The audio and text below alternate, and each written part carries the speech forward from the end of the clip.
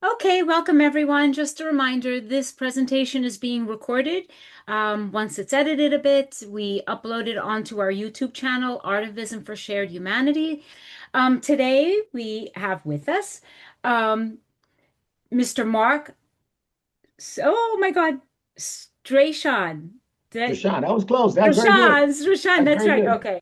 Okay. So Mark Strachan, who is today's artivist, Mr. Strachan earned his BBA at Adelphi University School of Business. He was the class of 1981. He is a former board chair and current trustee on Adelphi University's Board of Trustees.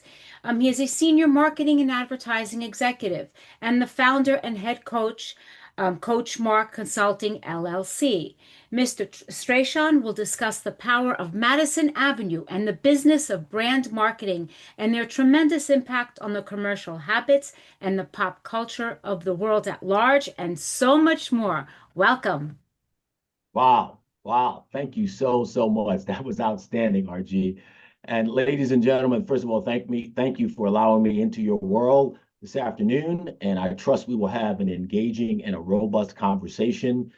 It is one thing for me to stand here and dictate the conversation, but I feed off of your energy.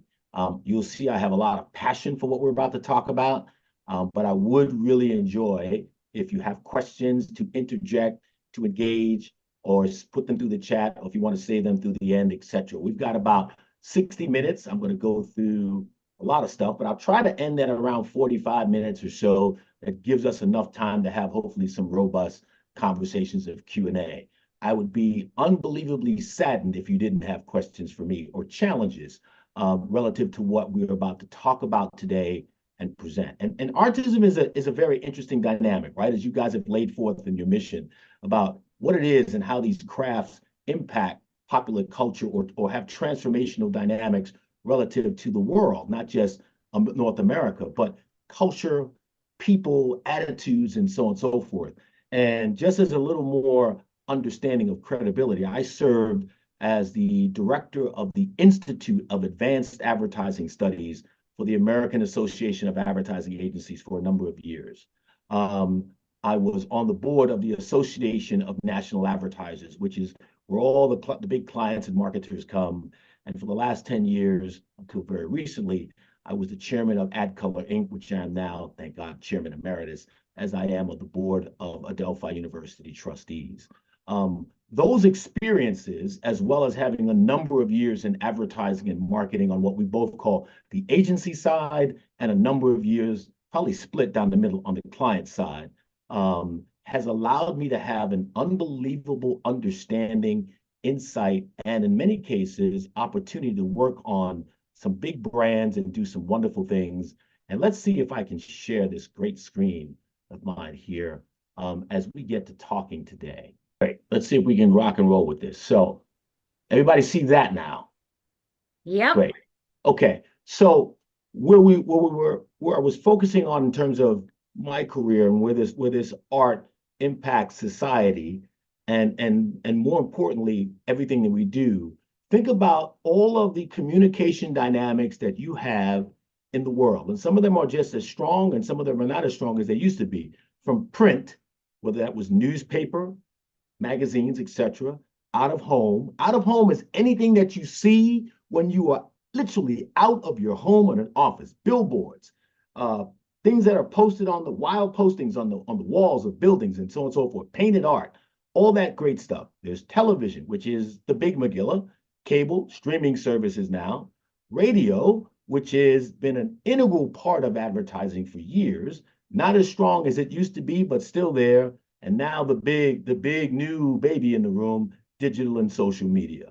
And you can't get away from advertising, even in the world of digital and social media, if you want to, because it's all there. But what it really does, it has impacted perceptions of who we are, what we do, how we do it, where we do it, when we do it, and why we do it, whether those are real perceptions or perceived perceptions.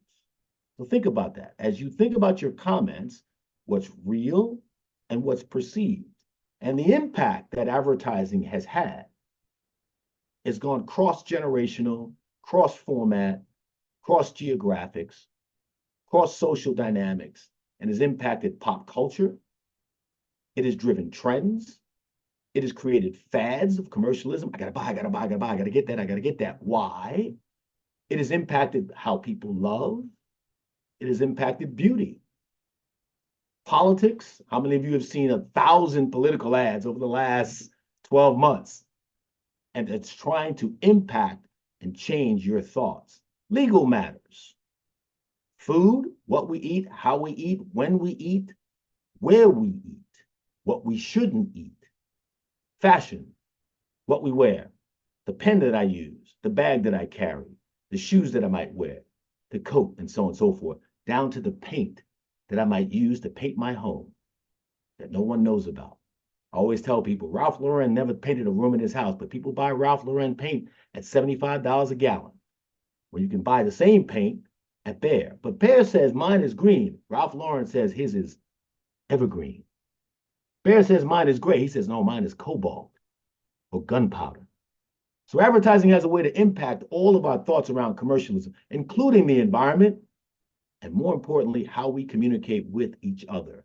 The dynamics of this particular art is transformational, not only on this stage, but on the global stage. When we talk about what that blend is of art and science, ladies and gentlemen, the visuals that come together, that create colors, places, angles of what you see, how you see it. The audio, the music that you hear.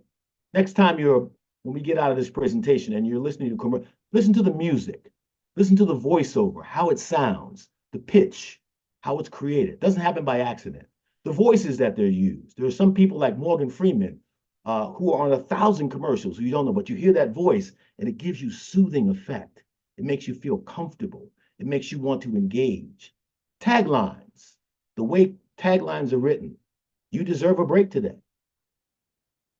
You deserve a break today. Wow, it's a famous tagline. Ba-da-ba-ba-ba. Somebody wrote that. Somebody wrote that with a very focused dynamic. The copy, the text, what it says, how it says it, and when it says it. The emphasis and the sensory perceptions of art. When you see something, in this case, like a food, all right, that juicy, delicious burger that's mouth-watering, sizzling on that grill, the cheese, the pickles, the lettuce, all that great stuff on the bun, all of a sudden your mind smells it, your stomach starts to gurgle, you're hungry, and you know what? The burger doesn't look like that when you get to the restaurant. But nonetheless, we have created a sense that makes you think about that, and all that's part of art. And the science dynamic on the other side is there to do what? Help the art. Matter of fact, the science precludes the art. The science is really where the art gets its strength from. And what do I mean by that? There are thousands and thousands of hours of insights of cultural, geographic, and environmental thoughts, research, understanding, the who's, the what's, the why's, the where. So I'll give you an example. If you have a hamburger in the US, how does that hamburger show up in, let's say, Barcelona? How does it look in Barcelona? I was just in Dubai. There's KFC, there's Subway, there's McDonald's, but there's different dynamics of how the burger shows up in an environment where people don't eat pork and people don't eat beef or people don't eat certain other things, right? The dynamic of what it looks like. I need to understand, if I'm talking to mothers, what are their issues? What are their concerns? All right. When is the best time to speak to mothers? Where's the best opportunity? Where do mothers get their information from? Where do young people that influence mothers and their purchases get their information from? What are the attitudes they have, whether it be social attitudes? You know what? I'm not into that. Or I really love that. What makes one particular fashion brand more important than another? What makes one car more wanted or desired than another? When someone says to you, you need to buy this fantastic car because the craftsmanship is important. And oh, by the way, my steering wheel is made of Corinthian leather. You don't even know what the hell Corinthian leather is, do you? But I can convince you that Corinthian leather is worth the extra $2,500 on that steering wheel because it's hand stitched, it's soaked in linseed oil, and da da da. And when you drive with your driving gloves and your driving moccasins, it's going to make you feel oh so wonderful on the road. That's part of the science of understanding. And that leads to us to do strategic planning, which helps us understand who we're going to talk to, when we're going to talk to them, where, what medium, things like the Super Bowl and so on and so forth. And we also look at social norms, behaviors. Some of those behaviors are then linked into things like religion and politics and geography. What happens in the North is different from the South. Any people here from the South? Okay. Stephanie Lake, let me ask you a quick question. In your Yeah. walk in the South, what part of the South are you from?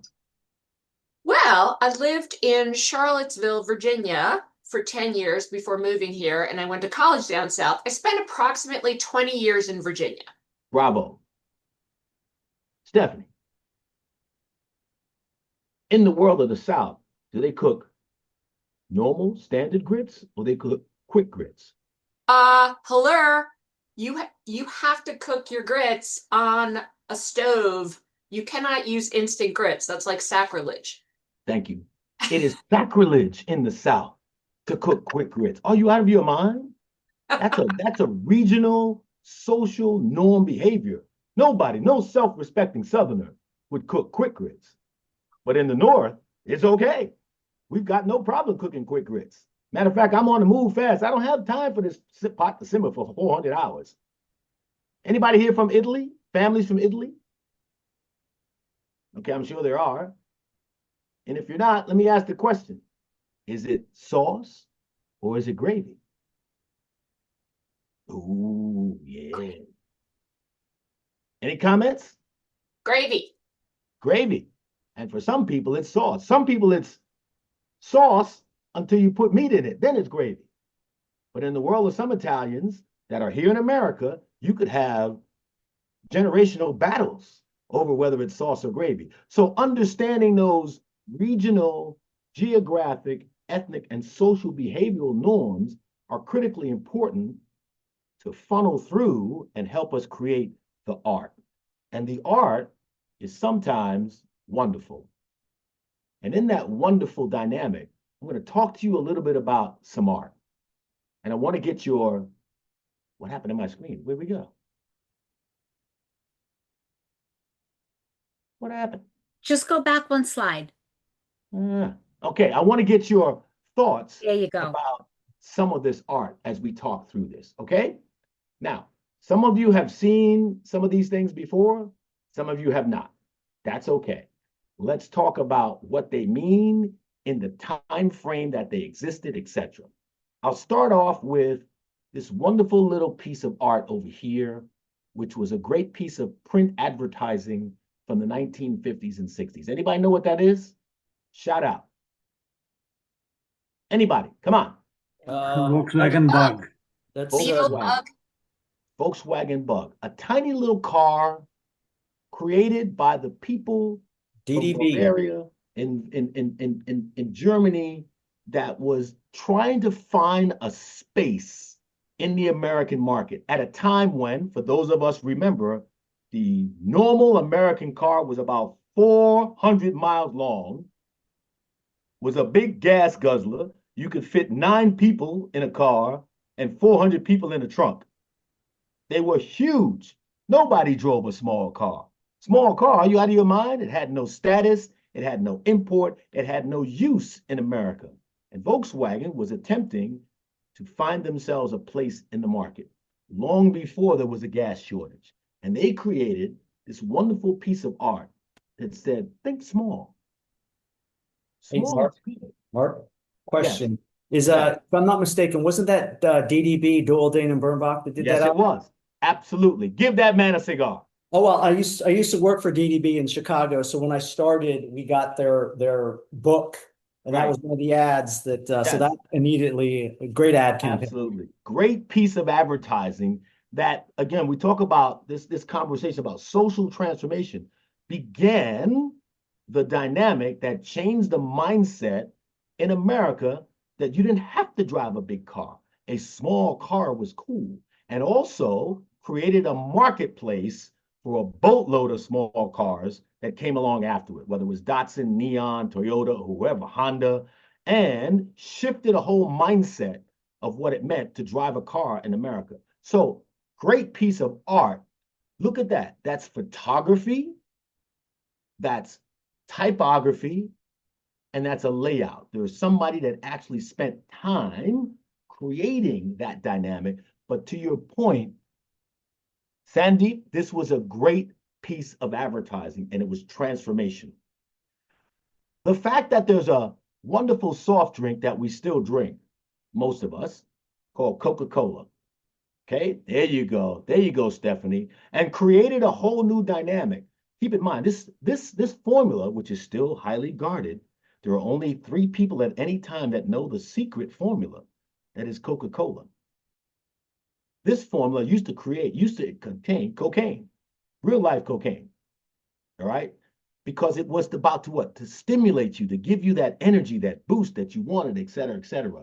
But they also created a dynamic that it was a pause to refresh. This was something that was dramatically different, right? This was just something that you did. It was about refreshment. It was about changing. And Coca-Cola, despite the sugar, despite the cocaine, despite all the bad things for you, created the dynamic of the soft drink in America. And an entire generation, 5, 6 later, have still engaged this as the #1 soft drink in the world. Okay, because what? Remember, anybody likes to sing? I like to teach the world to sing. Unbelievable. All right, there was great advertising that supported a brand called Coca-Cola that transformed what the soft drink meant, and the fact that you needed a soft drink with your lunch, with your dinner. Kids needed one on a Saturday, and so on and so forth. All right, fueled an entire generation of soda water drinkers. Whether you lived in the South and called it pop, or whether you lived here and called it soda. Okay? Let's go to Aunt Jemima up top. And we talk about social norms, etc. But this piece of advertising, which was not in of itself, there was Uncle Ben's and a few others, created and reinforced a stereotype of what it meant, what people of color looked like and acted, and more importantly, their role in society. A subservient individual who always was in the kitchen, but in the kitchen to make you feel good, Mr. Charlie. My job is to I make good pancakes, I make great rice, I make good sausage, I make good whatever it is. But that was the role. So light, so tender, they melt in your mind. Why? Because they came from Aunt Jemima. And it wasn't until just last year, year and a half ago, that Aunt Jemima went away, got refreshed. Uncle Ben's went away. He became Ben, the chairman of the board. And many of these other stereotypes kind of felt, but for years, this was an integral part of transforming the dynamic and maintaining the insight of what people thought African Americans, particularly from the South, should look like in America. Okay, and people from around the world, that's what they thought, because that's all they saw. So it had a tremendous impact. Okay, art. Look at that art. Look at that pancakes with the butter and the syrup, etc. But notice her. Very, very dark, big mammy smile, scarf on the head. Unbelievably stereotypical. But that was America at the time. If you bring down into this wonderful world today, who is this character? Come on, folks. Come on, help me out here. Who is this character? Ronald McDonald. Ronald McDonald. And what is he? Who is Ronald? What is he? He's a clown. He's a clown. Ronald plays an integral role in the family choice of restaurants or dining experiences as a clown. I'll come back to that. Why? What does this line up here say? Somebody read this line for me. You deserve a break today. You deserve a break today. Many people might not remember this. One of the famous lines of McDonald's advertising. Who do you think they're talking to? You deserve a break today. Mom. Melissa? Moms. Moms. Why? We talked about the science, right? Mothers. What did mothers do back in the 60s, 50s? They were responsible for what? meals. Homemaking. Hold on. I got Melissa's hands up. Go ahead. Well, it was twofold because at this time, women were getting more fully inscripted into the workplace. So not only were they moms, but they were working full time out of the home and then expected to work full time in the home, taking care of all the domestic stuff. And so that's where this tied in is you have these harried, exhausted women who are not only working out of the home, but they're chauffeuring their kids from A to B to C.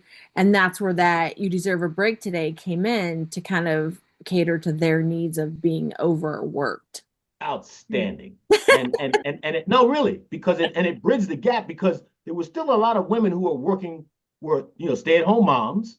Hmm. And the husband went out. He had a great time all day. He went out, worked, he traveled, he had lunch, what have you. He came home and he expected his dinner on the table, the kids cleaned, the house cleaned, and so on and so forth, right? Working moms, or some of those who had ventured out, were now stressed because they had to come home and work and clean and start. So now McDonald's says, you know what? You deserve a break today. That the insights were that they were tired. They were angry. And for many of them, they were like, you know what? I'm not doing this anymore. Yo, my man, here's what we're going to do. You're going to reach into your wallet. We're going to get in the car and we're going somewhere else. Somebody else is doing the cooking. So you deserve a break today was a wonderful insight, a line that was based on strategic insight that said the science to the art, we're going to give you a break. And who better to give you a break? And more importantly, when it came to places that you could have a break, because remember, there was like, what was a number of crazy outstanding Mama Leone's, I can go down the road of outstanding, but where did kids want to go? Someplace fun. And Party who brings fun? The clown. The clown. The clown. The clown's fun. He's got a Happy Meal. He's got a tray liner. He's got some fries. He's got so the wonderful dynamic and the combination of that toys, later on movies, right? The combination of that dynamic of you deserve a break today, kids saying, Mom, I want to go to a place where the clown is, afforded this wonderful marketing dynamic of a mascot and a tagline to impact creative to the point where quick service restaurants were not a part of the American culture. It was not a dynamic that was standard. You ate food at home. You ate a healthy, good quality meal that was cooked by your mother, your grandmother, whoever it was at home. What do you mean you're going to some fast food restaurant to, have some whatever? Now it's de rigueur. It's a standard part of our lives. It transformed how society embraces, and the category of QSR, quick service restaurants, is huge, right? Again, I was just in Dubai a month ago. There's a Subway, there's a KFC, there's a McDonald's, there's a Burger King. I'm like, what the hell is going on? But this is everywhere in the world. And that changed how we think about food, fast food, which is now an integral part of our lives versus everywhere else. Anybody here remember a wonderful brand called Howard Johnson? Hojo. Yes. And what was Howard Johnson's? Can't hear you, Melissa. What was Howard Johnson's? Hotels, motels, inexpensive. Motels. Like a place where the family, if they're driving down to visit, they could stop, they could eat, they could have. That wasn't fast. It was fast food, but it wasn't really fast food. It was good food. This is fast food. You eat this, go. You're in the car. You're moving, right? There's a whole different change of how we now engage with food as a family.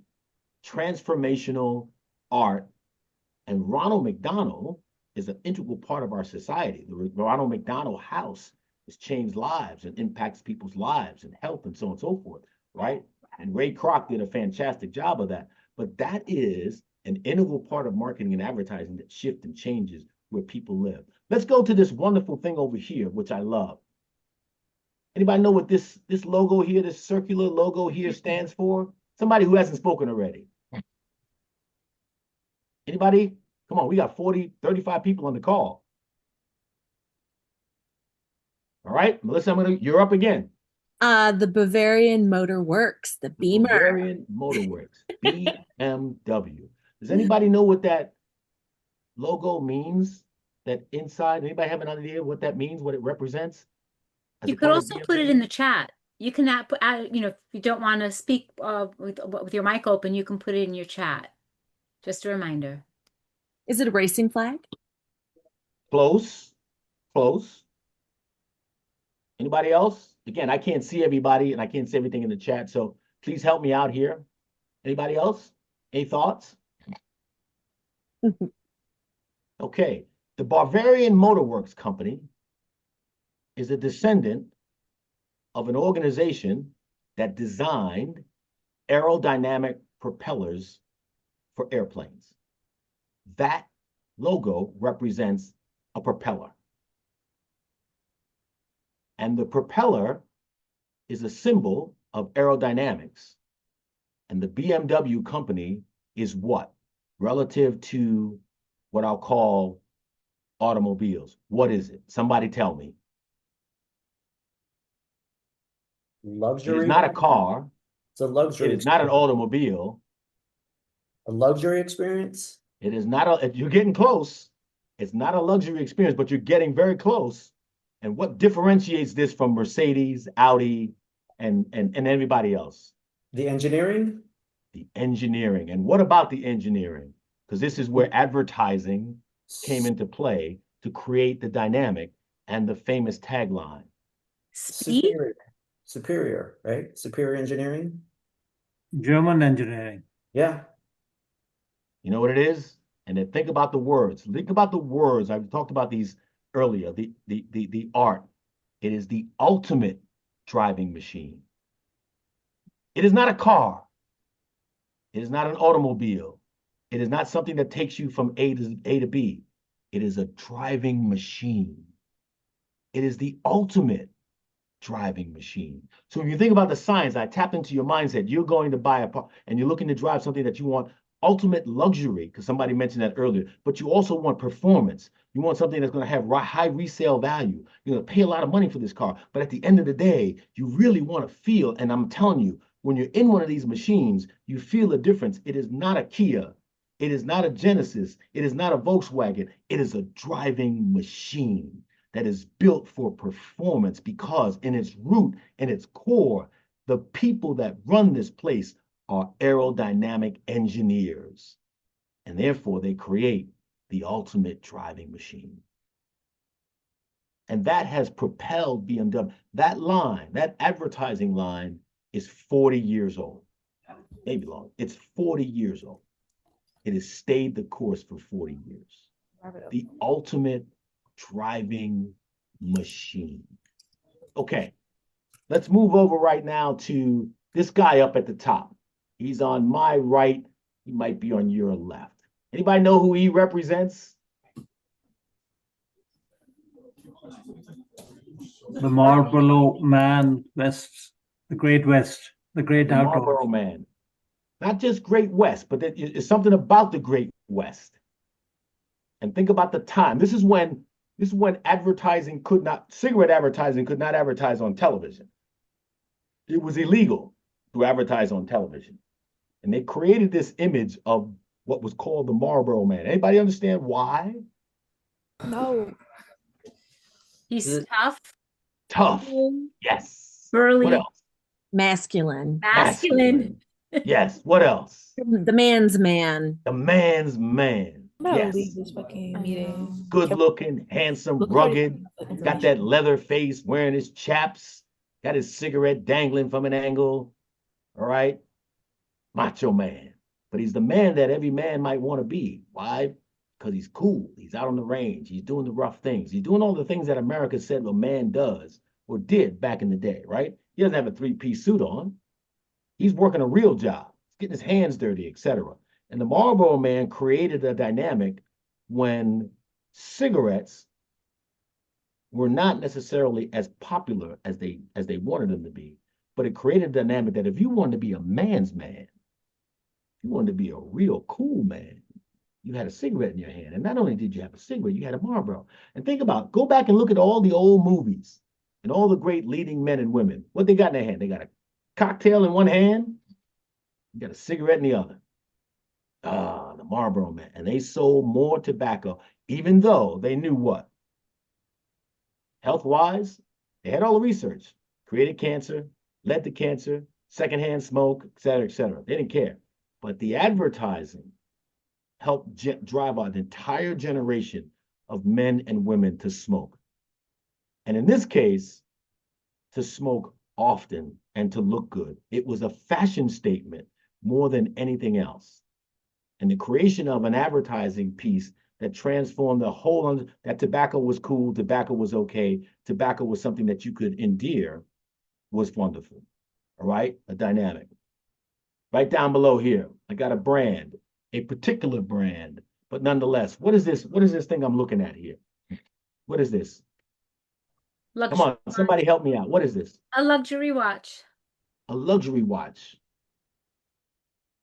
Somebody else? I like that. A luxury watch. Anybody else?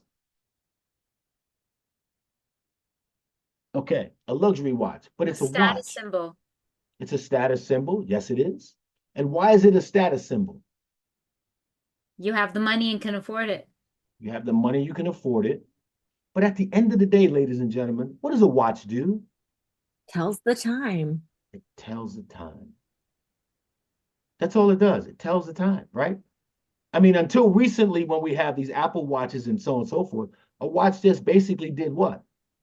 Told you the time. That was it. But you could have a watch and you could have a timepiece. And therein lies the difference. This is not a watch, ladies and gentlemen. This is not a Timex. It's not a swatch. This is a timepiece. Notice the art.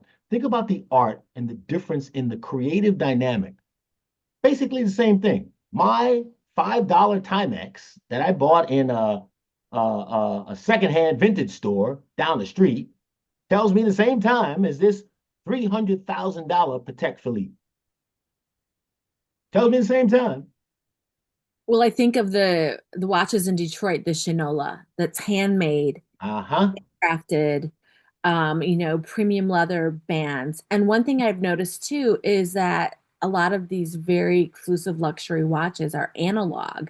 So there becomes this another element of exclusivity because a lot of, and I don't want to stereotype anybody in class, but a lot of younger people do not know how to read an analog watch. Yes. So then it becomes like this element of exclusivity and knowledge and learning. Like you have to learn how to read an analog watch. Absolutely. Versus digital number. So that gives it that other step above. That other level of status. So we've come full circle. Yep. Right? But in the same dynamic, my Timex and my Shinola is a watch. This is a timepiece. Crafted to the 100th of a second, to the moon, to the nth degree, to 500 years down the road. It's ridiculous. But we've convinced you to spend $300,000 on that watch versus anything else. Why? Because it's a timepiece. It's not a watch. Just like a Mont Blanc is not a pen. It's a writing instrument. It's a writing instrument. It's not a pen. So we have the ability to shift and change how people look at things, think about things. What's this little green guy here do? Come on, we got 40 people. I haven't heard from half the people. What is this little green guy here? Sell insurance. Sell insurance. Thank you. Is that Greg? How you doing, Greg? He sells insurance. One of the most boring, the last thing you want to think about and going to is insurance. But somebody sold Geico, which has been around forever, been around for 80 years. They sold the client the ability that, you know what? We're going to make this a little bit more inviting, a little bit more engaging, a little bit more acceptable. And we're going to create this character who's now led to 5 other characters, from Flo to the Emu, et cetera, right? And the Geico gecko, this little green guy, sells insurance. You're comfortable with him. He's not the shyster insurance agent who's trying to steal and rob and cheat you. He's a cute little gecko. He's a little guy that, I might have one in a cage at home. Oh my God, he's so cool. He couldn't lie to me, right? He must be cool. We've created a whole new way of selling insurance and making you comfortable with selling insurance. Not some agent bang on your door trying to sell you and outsell the guy down the road. No, this is cool. Call us up. We'll talk to you. Geico's been around for 1,000 years. This is not a new brand. It's been around forever. At some point in time, they decided that this was a way to go. And advertising, the art of advertising, the creation of an icon has created a whole new dynamic in the way you engage. Really quickly, our girl over here, anybody know who she is on the far right? You're dating yourself, Mark. I know I am. Anybody know who she is? Brooke Shields. Brooke Brooke Shields. Shields. Anybody remember what this brand is? Calvin Klein. Fine. Calvin Klein. And Nothing. what did Calvin Klein do with the engagement of Brooke Shields in a television campaign that changed an entire transformational dynamic of an industry, as well as a social behavior? What happened? Mm. Nothing gets between me and my Calvin Kleins. Nothing gets between me and my Calvin Kleins was the line. But what did that do to an industry? Changed the concept of selling designer jeans. Designer Also, jeans. There you go. Go also ahead. the Go ahead, Greg. context behind Brooke Shields being at least 14 years old. So that brought in some kind of lucid or kind of sexual innuendo Yep. for her age. And this campaign is shot by Richard Avedon, Yep. a famous photographer. So yeah, it's a lot behind it. And he sold millions and millions of Calvin Klein jeans. And I just purchased a pair off eBay. Millions of jeans. And if you remember, prior to her saying she's been Calvinized, which was a great line, right? She was like 14, 15 years old. She became a sex symbol, right? It launched an entire career for her. But more importantly, all of a sudden, we went from wearing Levi's and jeans on a dusty Saturday, etc., to a new fashion dynamic that was called designer jeans. And I paid $10 for a pair of Levi's, and Calvin says mine are 75. And that led to a whole new world across the world of transformational dynamic of jeans being designers. So every designer came up, Gloria Vanderbilt. I mean, I can go down the road, right? All of a sudden, we're paying $150, $250 for a pair of jeans. And we're sending them to the dry cleaners, et cetera, et cetera. They got to be pressed and so on and so forth. I mean, it was crazy, but it transformed a whole society, one particular brand and one piece of advertising that had a wonderful. Richard Avedon is a world-class photographer. And he must have shot 16 different looks of this.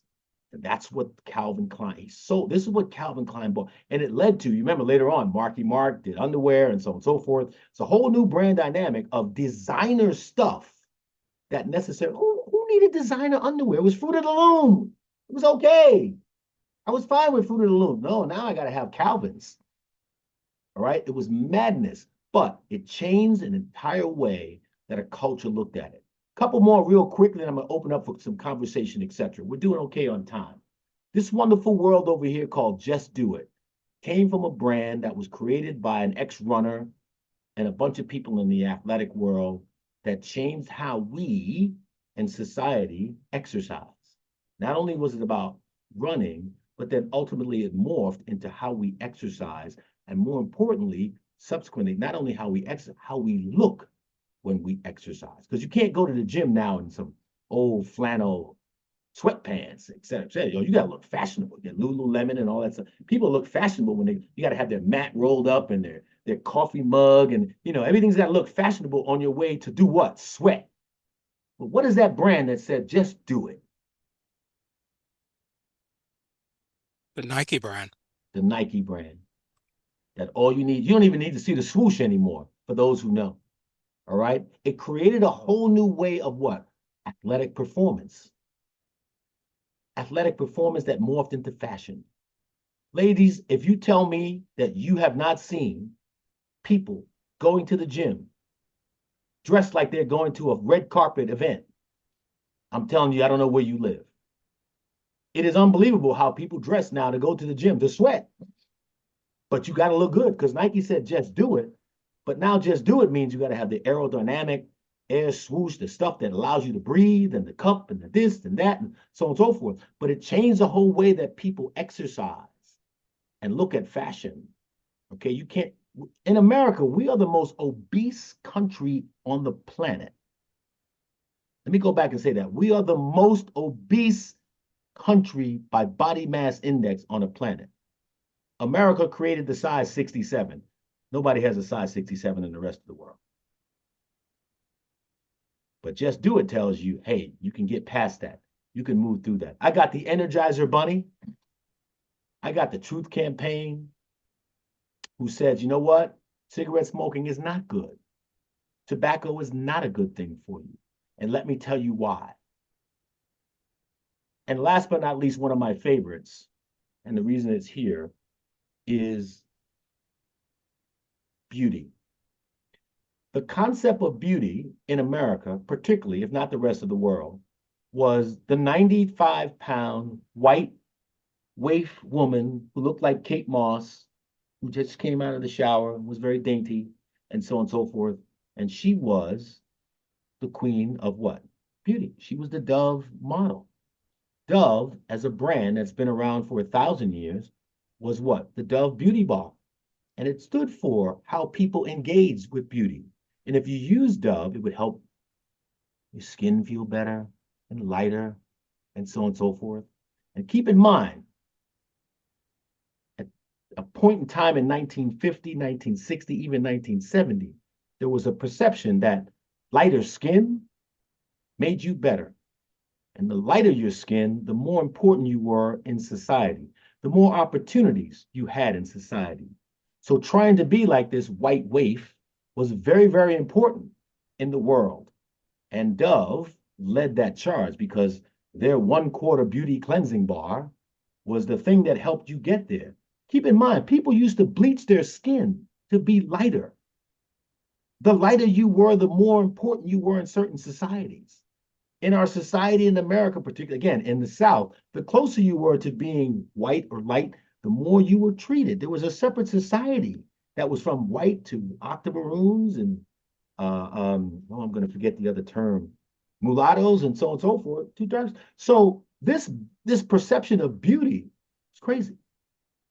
A number of years ago, about 10 years ago, thank God, Unilever had some extremely brilliant women, marketeers, PR folks, etc., that were destined to change the dynamic of what beauty meant from a standpoint of their products. And they went around the world. It took about 3 years to go around the world to talk to women as well as men, but a lot of the perception of beauty. And they changed the whole dynamic. As a matter of fact, their first level campaign had nothing to do with advertising. It had everything to do with PR and conversations and so on and so forth, and town halls and so on and so forth. But they found that beauty was an inner thing, an inner thing that came out in various ways. It manifested in various shapes, sizes, colors, age, geography, and so on and so forth. And they changed what? The dynamic of what beauty really means and is acceptable in the world today, particularly in North America. And that whole new Real Beauty Productions was that whole industry game changer of what beauty meant, driven by advertising, driven by the words. And then they helped create or manifest, particularly for the men on this call, this wonderful thing called metrosexual. All of a sudden, it was okay for you to use Dove men's beauty bar in the shower, men's body wash, and to use a loofah and to have a good shave and to feel good, right? To take care of yourself, not just to be the rough, rugged Marlboro man, but you could look good, you could smell good. It was okay. It was cool. And as a matter of fact, the more that you look good, the better you felt about yourself and the better perception other people had of you. So when you look at this body of work, and this is a very, very small body of work, the dynamic of this art of advertising, driven by media, created by consumer insights and perceptions and science, manifested in copy, text, angles, driven by television, and today, social and digital media, has created a platform and numerous platforms to change how people engage in commercialism, how they engage with each other, what their politics might be, what their religion, how their religion might impact social dynamics, how they might see themselves, see their children, see others, what foods they might eat, what cars they might drive, what clothes they might wear. And when you continue to look at this, one of my favorites of the last few years and then we're going to open this up for Q&A, is an Amazon commercial. You'll see a lot of it in the next few weeks if you haven't already. 3 elderly ladies sitting on a bench in a snow-covered hill, watching young people slide down the hill. And one of them, and they look at each other and they're kind of like wishing they could continue in that life, remembering when they were young. And one of them does what? She goes home and calls, puts an order into Amazon and gets these wonderful seat cushions, these ergonomic seat cushions. And she gives one to each of her colleagues, her friends, and they put them in their sleds and they slide down the hill. As all the young kids watch them go down, and they laugh and they reminisce and they bring back their youth. And what does all that got to do? Who brought that to them? Amazon. A company that does what? You order shit from. That's all they're saying. Hey, look, Amazon, we got what you need for whatever it is in life. You want to relive your youth? Order from us. We got you. You want to repair your refrigerator? We got you. Whatever it is, Amazon has you. But think about the joy and the beauty of that spot. There's very little voice or text in that spot. Virtually none.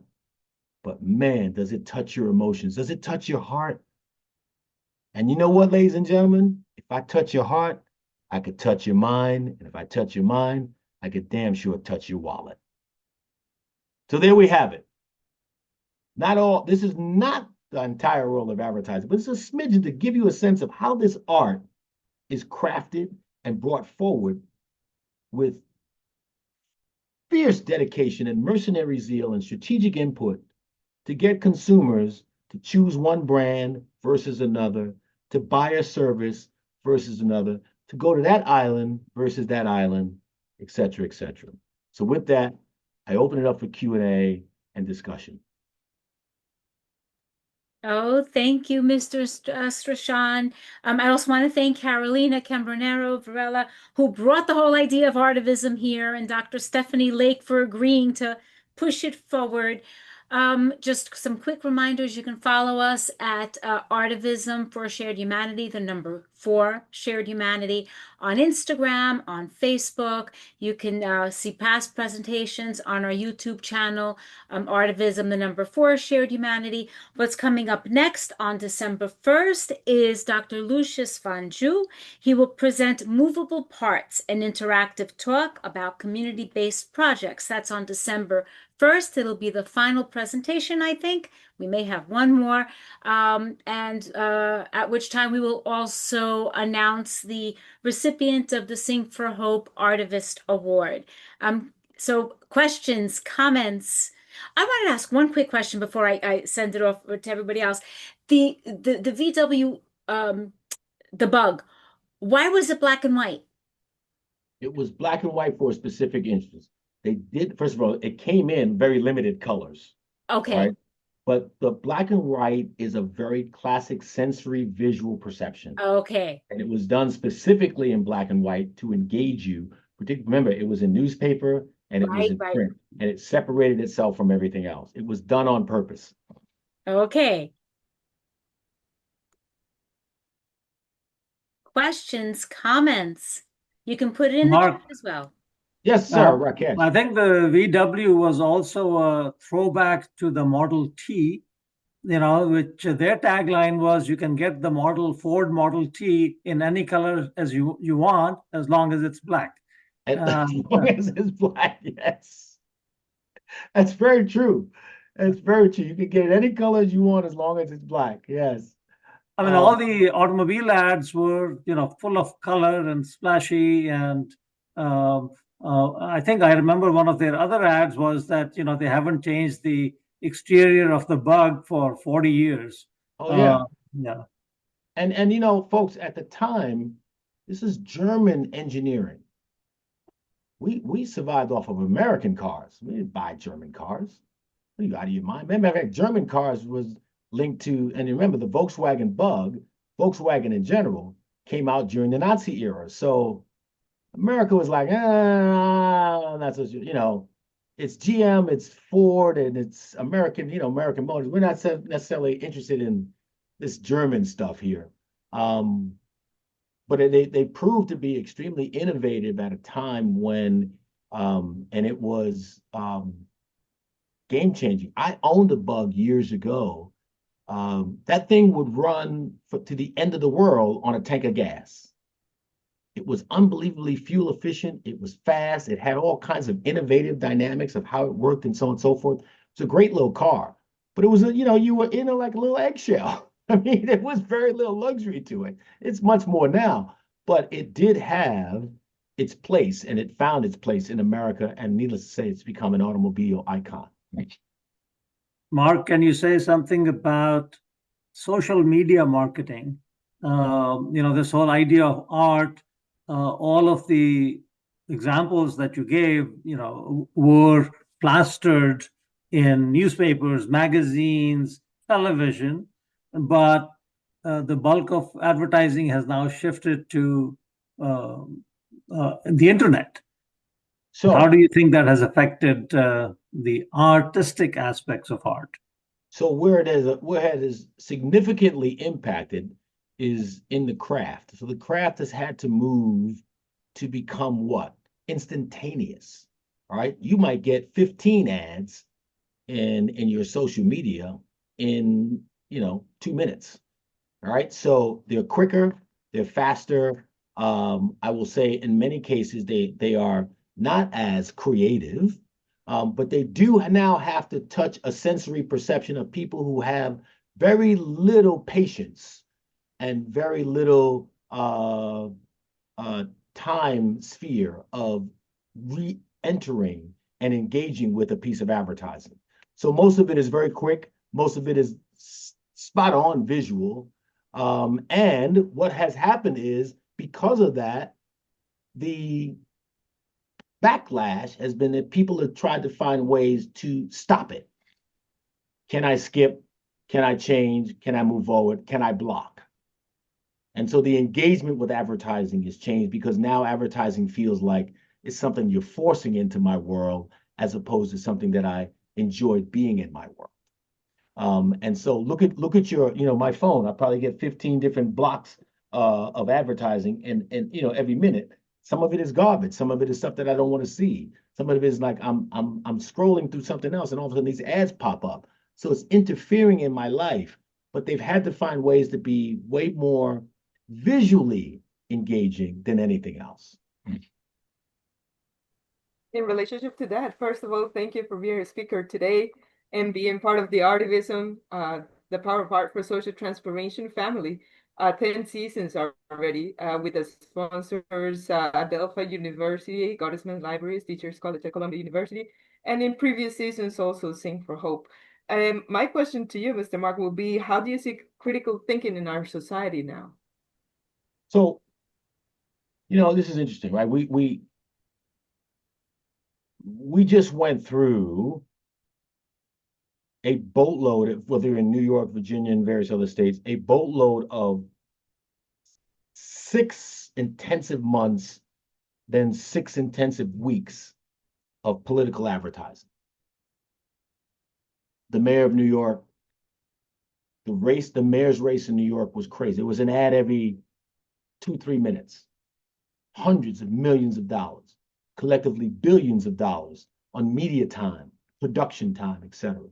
The socialization of what advertising does and how it can impact you has lost its glamour, has lost, I believe, some of its true dynamism relative to its place in society, where it was something that I naturally felt ingratiated my life through art, through culture, through angles, through text, through writing.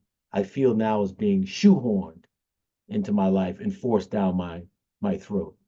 I find virtually every piece of political advertising today insulting, totally insulting, and insulting not simply because of the fact that they're sophomoric, but they insult my intelligence. They're lies. They're based on false truths and so on and so forth. Where we have missed is the opportunity of things like Amazon to touch people's hearts, to touch their minds, to force them to think, to force them to engage in a brand in a way, shape, or form that it's comfortable for them, that they make the choice. And people are way smarter now than they were 40, 50 years ago. Everybody knows they're being advertised to, right? But the real aspect is, how does that advertising now feel socially? I think so much of it has lost its social connection and its import. And many people, that's why many people kind of turn advertising off today, or look to block it or skip it or so on and so forth. And that's unfortunate because, you know, for those of you who don't know, the average TV commercial that you see on air takes anywhere from 8 to 12 months to create. 8 to 12 months to create. There's casting, there's production companies, there's site location, there's travel, there's all kinds of things that go in. Then there's editing on the back end, you know, color correction, all that stuff that has to happen, even though we have digital now, we don't have film anymore. But there's a boatload of stuff that has to happen before it ever gets on air. And then once somebody creates the piece of advertising, what? I got to buy media. I got to buy the media for it to be shown on. Whether that's a newspaper, magazine, television, the Super Bowl, whatever, NBA Finals, FIFA, the World Cup, all that advertising, that takes years to make. And if they get it wrong, it can be a failure. But unfortunately, sometimes we don't have the craft like we used to engage the craft in the same way that's dynamic. So I ask you all, no time here to think about it, but talk to your folks in your groups. What's the last great piece of advertising you've seen in the last 6 months? And you go, wow, that's outstanding. Think about that. Maybe you find one, maybe you have two, not many more. Thank you, Mr. Mark. You're very welcome. We are at time. We have many questions on the chat. I don't know if you would like to take one or two of them before we close up. Sure. Let's see. Let's see. Okay, some of these are great comments. Okay. So it says, I overall really like this presentation. The concept of how advertising can influence how we can be drawn into it. Okay, that was very, not a question. Okay, how do advertisers make sure their messages stay effective across different generations and media formats? So this is a tough one because not all great taglines live through generations. So are you prepared to evolve? McDonald's is a great example of this. You deserve a break today was, 50. Now that ba-da-ba-ba-ba, I'm loving it. So they must have had 7 or 8 different taglines in the last 15 years. But each one was designed to make sure that they stayed relevant to the current generation that was driving, So my mom, who deserved a break today, was different from the mom today who might say, what other choices do I have and why do I want to go? So the mindset of tapping into today's mom and dad was dramatically different. So the taglines had to be changed. The music had to be changed. But the same message was the same. It's a safe place to go. It's easy, relatively affordable, given everything else, right? And you could come to a place where you could be respected, reserved, and so on and so forth. So it is a very difficult engagement. But you could also find ways that you could move a brand from an old world stodgy dynamic to something very interesting. I did it with Tanqueray Gin. I did it with Ciroc Vodka. There's place where you can take a product that's on a shelf that's been around for, a boatload of years, and people have forgotten about it, and make it relevant to today's marketplace. You could find a new home. Mark. So in that world, it was a stodgy old vodka that's been sitting on the shelf for 1,000 years that ultimately became what? Part of sophisticated celebration and the red carpet and the velvet rope. And that re-engaged an entire brand that was going nowhere. 65,000 cases to 3 million cases in 4 years. Mark, the one very good example to answer this question was Marlboro. That Marlboro originally was a brand for women. Originally, yes. Yes, that's how it started. Yes, you're right. They were able to change the perception because of the Marlboro Man. And, then it became a masculine product. Yes, you're absolutely right. You're absolutely right. And if some of you remember years ago, not too many years, in the mid 90s, Cadillac, in the midst of an SUV shift and change, came out. There's something, SUVs, right? Came out with a small version of a Cadillac, I forget the name, that was targeted to women that died on the vine. It absolutely died on the vine. No women bought the car. Men wouldn't touch it. They were like, oh, no, that's not for me. And no women bought, because Cadillac's perception was that it was a man's car. It was a very masculine car, and it wasn't designed for women, which was false. But it's not easy. And it's, like I said, you got art and you science, and with all that art and science, sometimes we miss the boat. Sometimes you're not as successful. I think it's like something like 85% of advertising is not that good and misses the boat. But when it hits, man, it can be great. It can be absolutely fabulous. Usually here in ARTIVISM, we tend to close with a key takeaway from our presenter. Mr. Mark, the question for you is then, what is the action item in which you're going to leave us with for us to take action in our context, in our society? I'd say that be very spurious in your thought process relative to how you view messages that are put forward. Take your time and digest and dissect what those messages are putting forth and what they're attempting to get you to do.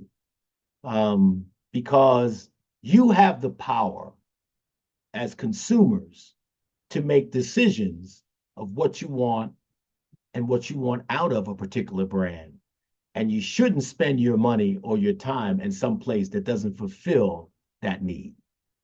Very, very important. You have the power. We as advertisers are trying to tap into that power. But at the end of the day, it's the consumers that make the choices. Thank you, Mark. You're very welcome. Rakesh, I look forward to our golf outings again. I love spending time with you. RG, Carolina, thank you so much for the opportunity, for the invite. I trust this was helpful for some and engaging. I'd love to come back again and down the road and talk about something else, but I really appreciate what you do and what you're attempting to do. So thank you. Bravo for all of those who gave us your time today, and cheers. Did I see a hand up from Mr. Greg?